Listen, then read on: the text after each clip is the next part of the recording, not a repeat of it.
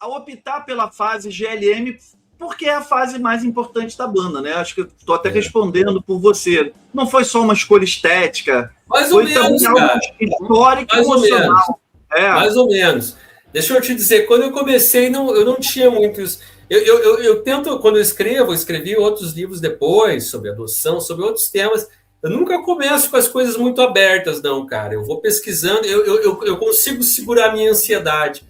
Eu admiro, cara. Tem um colega meu que, enfim, há mais de um, cara. Às vezes eu vejo no Instagram os caras falando assim: vou começar um livro sobre fulano, o título vai ser tal. Cara, pra mim é a última coisa que eu penso.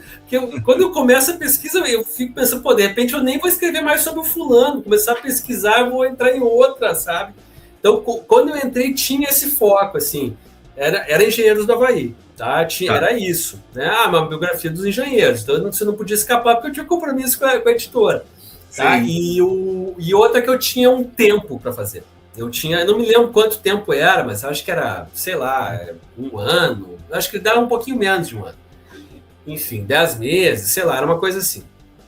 E aí eu comecei a pesquisar e comecei a estudar mais a fundo e a pensar E aí uma coisa, e eu podia fazer de qualquer jeito, podia fazer até o momento que estava acontecendo, ou o passado. O Humberto até me falou, faz em fases, de repente faz até a saída do Augusto, e eu fiquei, tô pensando, tá? E aí, o que eu percebi, cara, eu vi uma coisa muito bonita ali, e acho que era uma coisa da minha fase que eu estava vivendo também, que era aquela experiência inaugural de criar uma banda, né? E que era uma coisa assim... E acho que é um pouco das minhas referências enquanto literatura, que é o lance da... Eu li muito Kerouac, né? De Jack Kerouac. E os livros do Kerouac, se você for reparar, eles são todos sobre amizades, né? O Sal Paradise, inclusive, né? Paradise. O On the Road é isso, cara. É a relação deles, cara. É a relação deles até o final, até quando ele vê o Sal Paradise catando lixo na rua, e fala, isso eu não vou conseguir acompanhar, cara.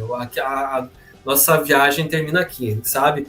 O Vagabundos Iluminados, ele, né? O Jeffrey Ryder, né? Então, o Jeff Ryder vai para um mosteiro, né, zen, e ele vai para outro lado, né, então, mas isso é sempre o começo, ele meio que se apaixonava pelos caras e ia, né, e mostrava era muito essa relação, e eu senti, assim, cara, que aquela célula Carlos e Humberto tinha um pouco isso. Eu achei muito bonito, assim, de como eles se encontraram e como aquilo funcionou, né? E como aquilo, de repente, em algum momento não funcionava mais, né? E como é doloroso quando não funciona mais, cara. E, sabe? E eu senti isso, assim. Eu senti que era esse drama que eu tinha que contar. E aí eu parei ali. Eu falei assim, não, esse é o corte que eu vou fazer. Esse é o corte, né? Que era uma história humana, assim, né? E o Infinita tem muito disso, assim. O Infinita é muito humano. Ele é muitos personagens. Ele não é um livro tão musical, né? Eu acho que se eu fosse escrever hoje, ele ia ser mais focado nas criações, né? Ali estão muitos relacionamentos, né? E eu gosto disso também, né?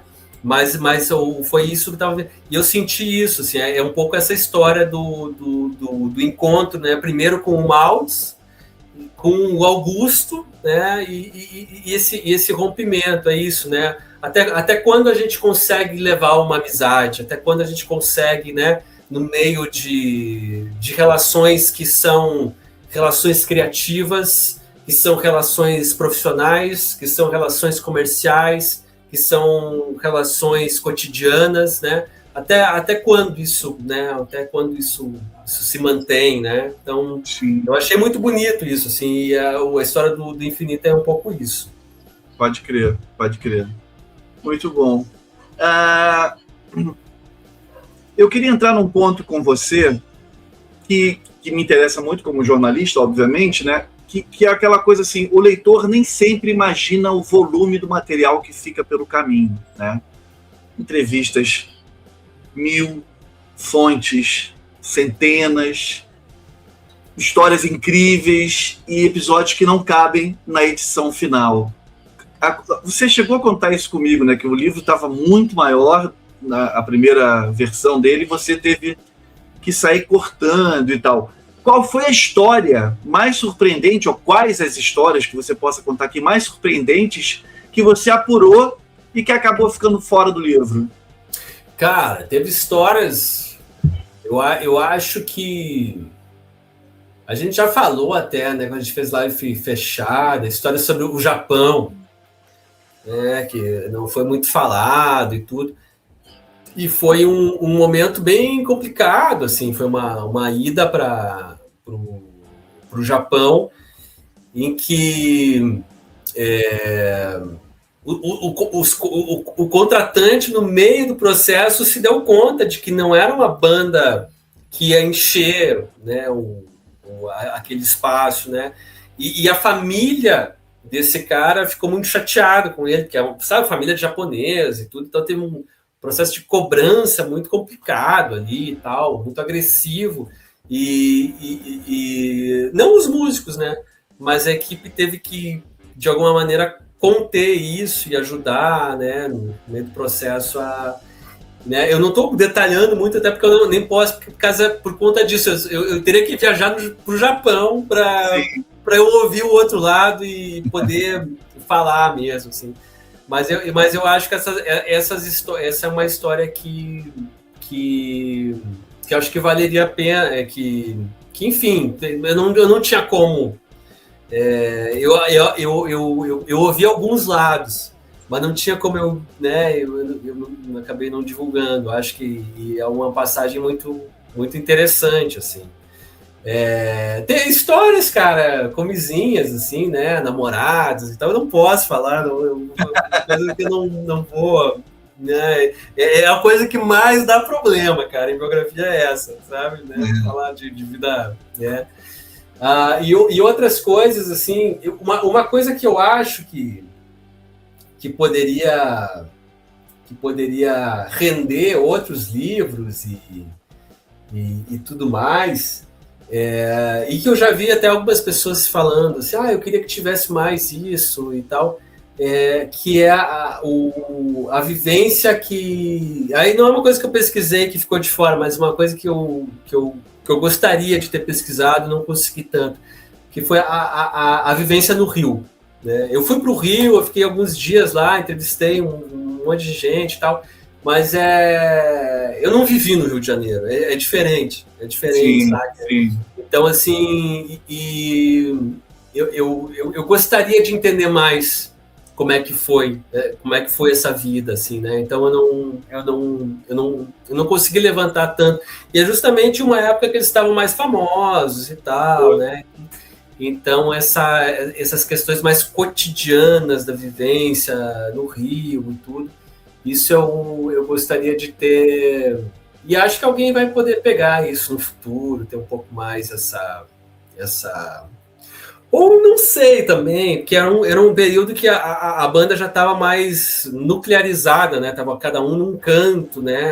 As coisas, né, já tinha um escritório demandando, né? Então as coisas não aconteciam mais tão em grupo, assim.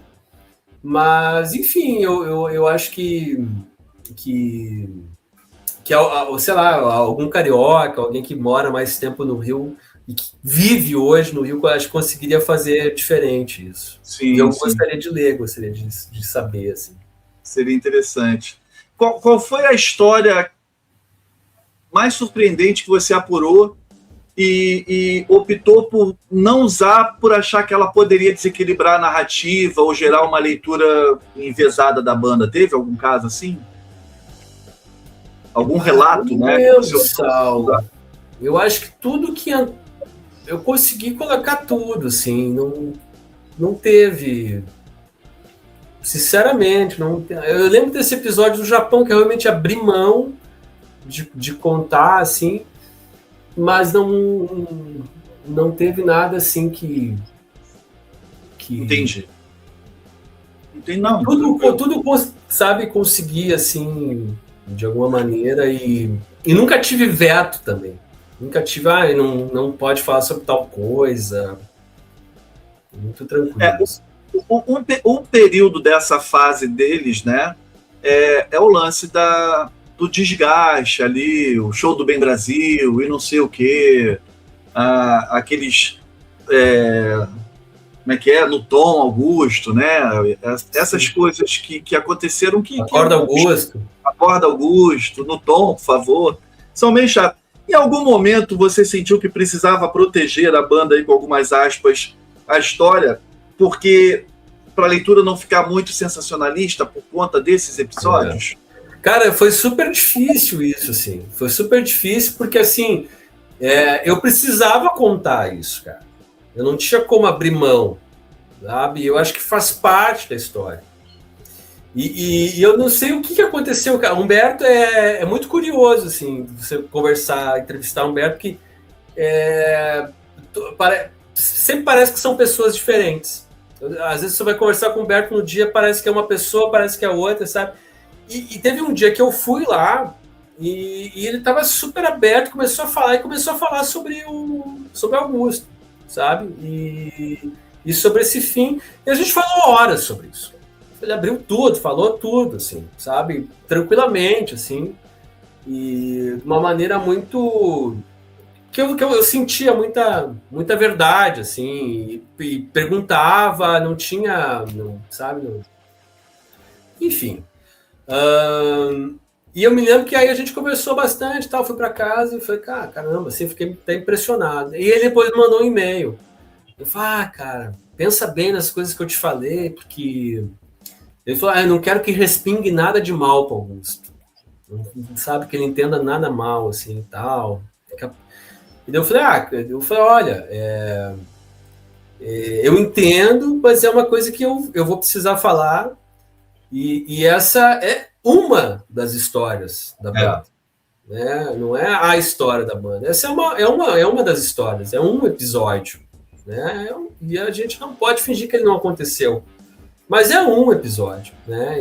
E aí foi isso. Assim, e a editora sempre foi muito tranquila em relação a isso. Assim. Nunca me podaram em nada. Mas eu sempre senti isso, cara. Não posso fazer nada sensacionalista, mas aconteceu, cara. Eu tenho que falar. Tipo. Mas não soa como uma fofoca, um negócio assim. Foi o que aconteceu, né? Eu achava importante isso, cara. Sim. Eu achava importante esclarecer também o que aconteceu. Ficou muito desdito, assim. E aí eu acabei... Quando eu fui ao Rio, eu tive acesso ao processo, fui atrás de tudo, assim, que podia, sabe? E é uma memória difícil de construir, porque eu acho que todos eles são muito traumatizados por isso também. Então, uma memória que eles nem têm, sabe? Ou tem muito fragmentada, né? Muito... Já passou muito tempo também, né? E foi, como você falou, muito traumática. Nesse dia que você foi lá na casa do Humberto, que ele falou bastante sobre isso, em algum momento deu para perceber se ele tinha algum arrependimento do que aconteceu ou não? Para ele era uma coisa muito bem resolvida. O que você sentiu ouvindo ele? O que entrou no livro ali, eu sinto que é isso. Ele diz, cara, a gente foi muito criança. A gente foi muito infantil, né? A gente foi muito... e ele fala isso. Assim, a gente foi muito... Ao mesmo tempo, eu acho assim, né? Eu tenho visto agora, né? O Gessinger e Lix tocando de novo e tudo. O Lix Maltz. Perdão. O Maltz e Lix tocando de novo e tudo. E o que eu percebo assim, e o Humberto um pouco distante desse processo, né? O que eu percebo é que ele tem muito isso, assim, cara, não foi bonito. Você vê ele falando, não foi bonito, não sabe, Não acho que... Não foi com essas palavras que ele me disse, né? Mas eu acho que é um pouco que ele pensa, assim, não é o que eu faria hoje, né? Não é o que eu... Né? Não foi uma... Mas, assim... Mas passou. Né? A minha vida foi para outro lado e é isso que eu estou vivendo. Não preciso ficar me desculpando toda hora sobre isso, sabe? Falando, cara, enfim... Às vezes a vida é isso, ela abre... Né? Cada um vai para um lado, tá? Pô, desculpa, né? Não foi legal, mas é isso. Também não vou prender minha vida, né? Atar minha vida a esse acontecimento. Bola para frente, vamos. Boa sorte, Humberto é bem nessa coisa, assim, né? É aquela decisão e é inexorável nesse sentido, assim. Ou não, aquilo acabou, página virada, não foi tão bom, não sei o quê, mas não tem retorno, né? Com a volta do Lix e do Maltz, vários fãs, não, o Humberto podia voltar. Eu sempre tive absoluta certeza de que ele jamais toparia voltar para isso.